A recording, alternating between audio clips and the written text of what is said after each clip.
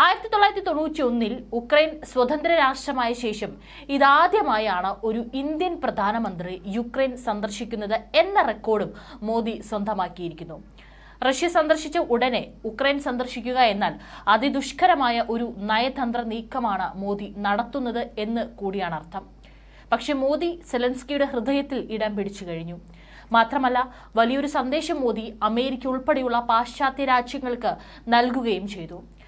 റഷ്യയുമായി ആഴത്തിലുള്ള ബന്ധം തുടരുമ്പോൾ തന്നെ പാശ്ചാത്യ രാഷ്ട്രങ്ങളോടും തോളോട് തോൾ ചേർന്ന് പ്രവർത്തിക്കാൻ ഇന്ത്യക്കാകും എന്ന സന്ദേശമാണ് മോദി നൽകിയത്. മോദിയുടെ സന്ദർശനത്തിന് പിന്നാലെ തന്നെ അമേരിക്കയുടെ നടപടിയാണ് ഇപ്പോൾ ലോകം മുഴുവൻ ചർച്ചയാകുന്നത്.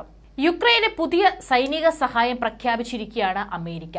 $125 മില്യൺ സൈനിക പാക്കേജാണ് യുക്രൈനായി പ്രഖ്യാപിച്ചത്.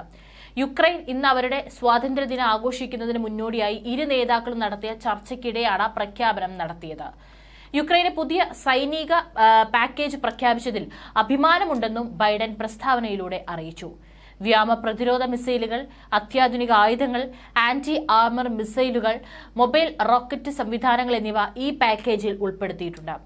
ഈ പോരാട്ടത്തിൽ റഷ്യ വിജയിക്കില്ലെന്നും യുക്രൈനിലെ ജനങ്ങൾക്കായിരിക്കും അന്തിമ വിജയമെന്നും ബൈഡൻ കൂട്ടിച്ചേർത്തിട്ടുണ്ട്. അമേരിക്കയും സഖ്യകക്ഷികളും യുക്രൈനോടൊപ്പം നിലകൊള്ളുമെന്നും ബൈഡൻ കൂട്ടിച്ചേർത്തു. അടിയന്തര ആവശ്യങ്ങൾക്കുള്ള സഹായമെന്ന നിലയിലാണ് അമേരിക്ക ഇപ്പോൾ സൈനിക സഹായം കൈമാറുന്നത്. സൈനിക സഹായത്തിന് സെലൻസ്കിയും ബൈഡനെ നന്ദി അറിയിച്ചു. വ്യോമ പ്രതിരോധ മേഖലയിൽ ലഭിച്ച സഹായം തങ്ങളെ സംബന്ധിച്ച് ഏറെ പ്രധാനപ്പെട്ടതാണെന്നും സെലൻസ്കി അറിയിച്ചു.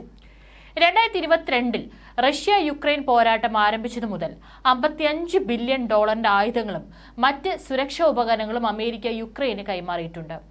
അമേരിക്കയുടെ ഉറച്ച പിന്തുണ യുക്രൈനൊപ്പമാണെന്ന് തെളിയിക്കുന്നതിന് വേണ്ടിയാണ് ഈ സഹായം കൈമാറിയതെന്ന് വൈറ്റ് ഹൌസ് പ്രസ്താവനയിൽ അറിയിച്ചു. സെലൻസ്കിയുടെ ഓഫീസും ഇത് സംബന്ധിച്ച് പ്രസ്താവന പുറത്തിറക്കിയിട്ടുണ്ട്. റഷ്യയുടെ കുസക് മേഖലയിൽ ഇരുപക്ഷവും തമ്മിലുള്ള പോരാട്ടം തുടരുന്നതിനിടെയാണ് അമേരിക്കയുടെ പ്രഖ്യാപനം വന്നത്.